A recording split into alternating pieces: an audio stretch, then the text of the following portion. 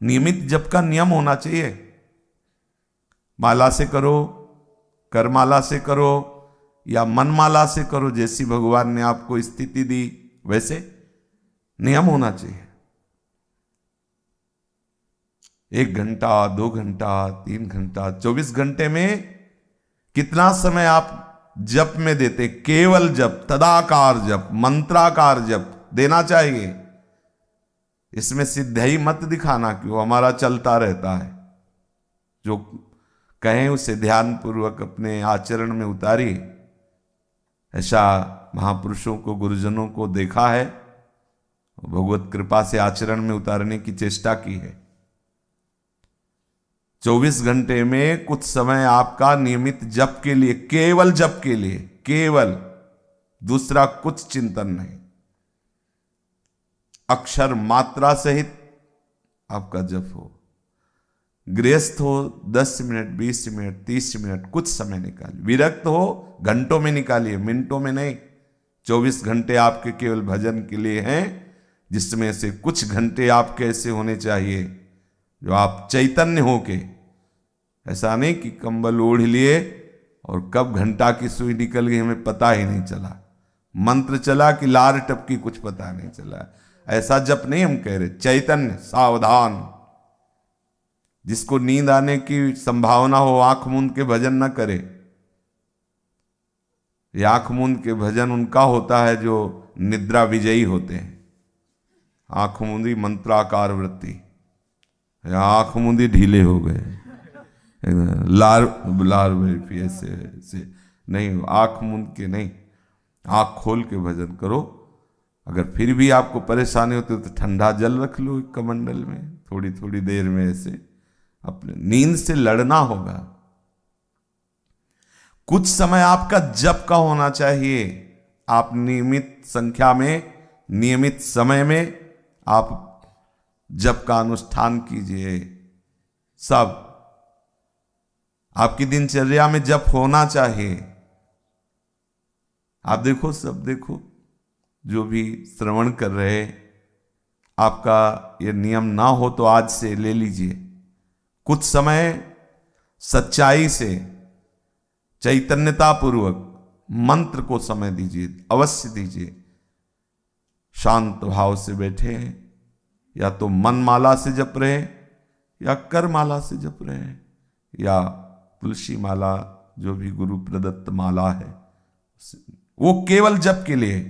सावधान रहिए, कोई सोच नहीं। जब कोई सोच होने लगे तो तुरंत काटिए कि ये समय जप का है भाई, हम सोचवा लेंगे बाद में, हम आपको सहयोग करेंगे, आप इस विषय के निर्णय करना बाद में। जब मन कहे ना कोई बात चलाए तो उसे कह दो कि हम आपको समय देंगे, अभी ये समय हमारा जप का, थोड़ा आप हमें सहयोग कीजिए, अभी हमें, बाद में हम। ये बड़े न्याय चलते रहते हैं, कोई मतलब नहीं।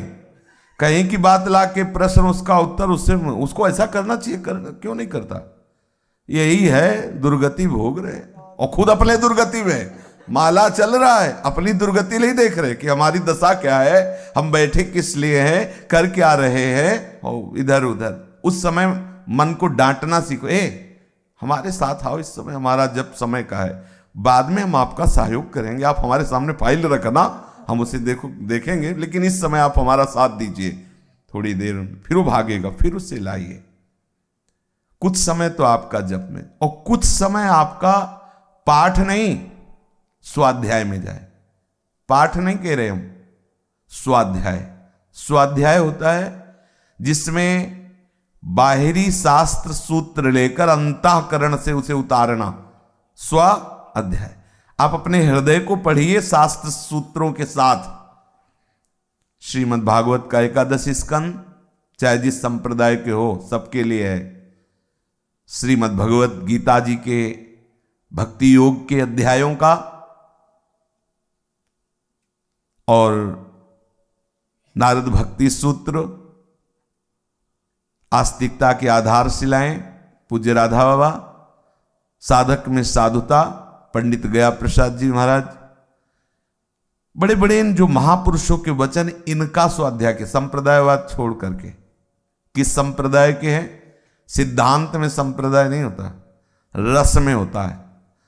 हम स्वाद लेने के लिए सहचरी भाव में हैं, लेकिन सिद्धांत वैदिक ही रहेगा, इसके अलग नहीं होगा। चाहे जिस संप्रदाय में हो, सिद्धांत वही रहता है। जितेंद्रियता तो सब संप्रदाय में, एकाग्रता तो सब संप्रदाय में, पवित्रता तो सब संप्रदाय में। कैसे मन को प्रभु में लगाना है, यह सिद्धांत सब, इसे कहते हैं स्वाध्याय। स्वाध्याय सूत्र, उसमें अध्याय पूरा नहीं करना है, एक सूत्र पढ़ा ऐसे से ऐसा, अब उसको रोको और अंदर पढ़ो हृदय में कि इस सूत्र से तुम्हारे हृदय में कितना अंतराय है। अंदर पढ़ा, क्योंकि आप अपने रजिस्टर को, हृदय के रजिस्टर को आप ही पढ़ सकते हो। देखा है सिद्धांत में तो हम है ही नहीं, अंदर जलो उस समय, क्यों नहीं सिद्धांत में है, ये बात हमारे हृदय में क्यों नहीं आ रही। डायरी पेन साथ रखो, इस श्लोक के इस सिद्धांत में ये हृदय गलत है, अभी पूरा नहीं हुआ, नोट करो। पूरा आधा घंटा का स्वाध्याय आप अपनी डायरी में लिखो कि याम कम है, हमारे अंदर ये बात नहीं पाई जा रही, ये सुधार नहीं है।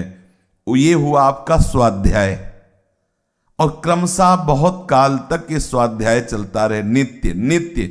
आधा घंटा से ज्यादा स्वाध्याय नहीं, 30 मिनट का स्वाध्याय, लेकिन जैसा हम कह रहे हैं वैसा स्वाध्याय। इसके बाद फिर लीला गायन का, लीला गायन है, ये स्वाध्याय नहीं है। ये हम अपने इष्ट को सुना रहे हैं, हमें सुख मिले न मिले, राग बने न बने, राग की आवश्यकता है जिनको राग का ज्ञान हो।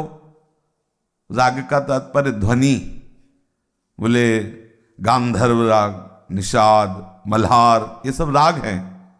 अगर ये राग है, प्रिया प्रीतम के प्रति अपनापन नहीं, तो इसका कोई महत्व तो नहीं है हमारे मार्ग में।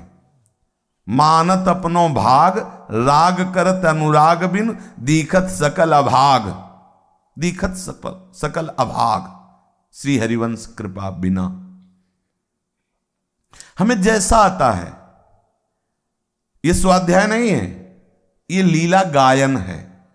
अपने इष्ट के समीप या कहीं भी गायन करेंगे तो इसकी पद्धति है, गायन के पहले आपको भावना करनी होगी, हमारे इष्ट बैठे। मान लो आप यमुना किनारे हैं, गायन कर रहे हैं, अब थोड़ी सी सामने ऐसे बालू की गादी बनाई, भावना की, प्रियालाल बैठे यमुना के पावन पुलिन पर, विरक्त है, आपके पास कोई आसन तो है नहीं। अगर है तो वाणी में हम आसन रखते हैं, वही आसन वाणी वाला विराजमान कर दिया, भावना की प्रिया प्रीतम अब सुना रहे, जोई जोई प्यारो करे सोई में भावे। 2 घंटे 1.5 घंटे में चतुरासी जी हुई, हमें आनंद आया कि नहीं आया हमें मतलब नहीं, हम प्रियालाल को ये सुना रहे हैं, वो स्वाध्याय नहीं है। इसे लीला गायन कहते हैं। स्वाध्याय और लीला गायन में अंतर है। स्वाध्याय स्व अपना अध्ययन है, लीला गायन प्रीतम का यश गान है।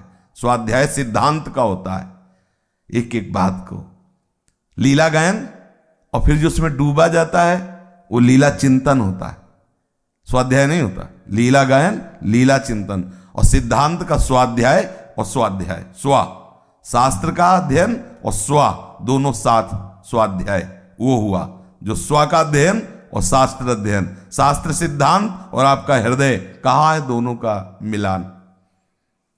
लीला गायन से श्यामा श्याम बहुत शीघ्र कृपा करके बरसते हैं उपासक के ऊपर, बरसत जुगल किशोर।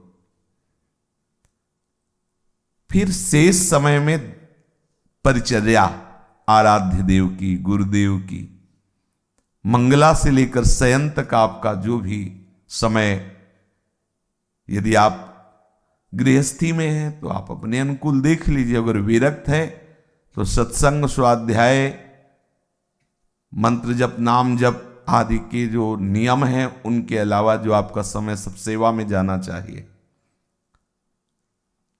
हमारे पास समय कहाँ है?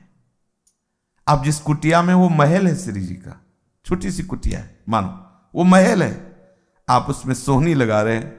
पहले फूल सोहनी लगाई, फूल झाड़ी, फिर पोछा लगाया, श्री जी के पात्र मार्जन किए, सुंदर सुंदर अनुकूल जल रखा, स्नान करा रहे और चंदन के साथ चंदन लगा रहे, पुष्प जैसा जो भी श्रृंगार कर रहे हैं, श्रृंगार आरती। जो कुछ नहीं है तो 4 मिश्री के दाने, थोड़े थोड़े 4 किशमिश के दाने, 56 भोग लग रहा है हमारा, बाबा जी हमारे पास कुछ, और ये इतना सबके पास हो सकता है, ना हो तो ले लेना, मिल जाएगा।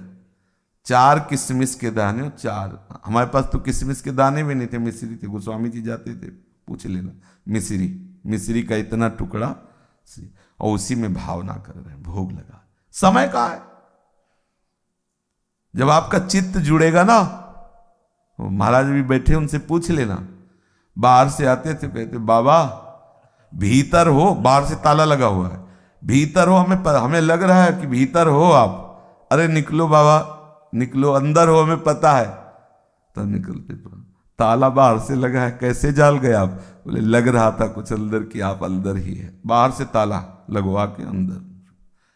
बोले रे कि फुर्सत कहाँ है, देखने का समय कहाँ है? आपको विषय चिंतन से बचना होगा, विषय दर्शन से बचना होगा, विषय क्रिया से। अगर क्रिया हुई, क्रीड़ा हुई, तो आप कैसे भगवत स्वरूप में स्थित हो? भगवत स्वरूप में बिना स्थित हुए भगवत रस मिलता नहीं। जब तक किशोरी स्वरूप में नहीं होगे तब तक किशोरी का रस नहीं मिलेगा। जो किशोरी की दास्ता, किशोरी महात्मानम किमि सुकुमारी नुकले, मैं किशोरी स्वरूप को प्राप्त हूं तब किशोरी जी की सेवा में। अभी तो जीवत्व में हो, जीवत्व से ऊपर उठिए। जीवत्व शरीर का सुख, शरीर संबंधी भोगों का सुख, शरीर संबंधी सुहृदों का सुख, यही तो दूरादपास्य स्वजनान सुखमर्थ कोटिम सर्वेषु साधन वरेश चिरम निराशा। यही जीवत्व को दूर करने के लिए तो बात कह रहे आचार्य चरण। भगवत रस में स्थित होने के लिए भगवत स्वरूप में स्थित होना होगा, क्योंकि भगवत रस भगवत स्वरूप होकर के ही पाया जा सकता है, अन्यथा नहीं। अब आपके पास समय कैसे बचा विषय चिंतन का? सेवा नहीं है क्या? सेवा है तो आप सेवा में रुचि नहीं रख रहे क्या? फिर काहे में? फिर तो शरीर सुख में लग जाएंगे, शरीर सेवा में। भाई सावधान होइए।